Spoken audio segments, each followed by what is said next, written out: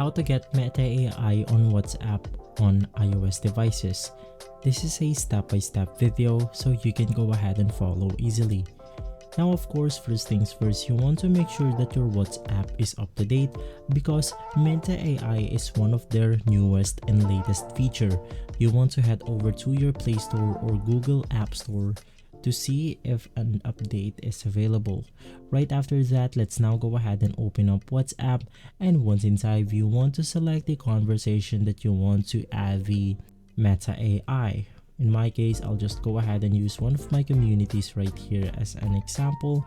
And basically, once inside, all you have to do is to go ahead and type for @Meta AI, and you can then go ahead and see an option right here for Meta AI. Right after that, you will now be able to add Meta AI on your WhatsApp. Unfortunately, in my case, Meta AI is not yet available on my region, and if you have the same issue, unfortunately we have to wait a little bit more before Meta AI has been released on our country or region. If this video has been helpful for you, please consider by liking and subscribing. I'll make sure to see you again next time, and as always, thank you.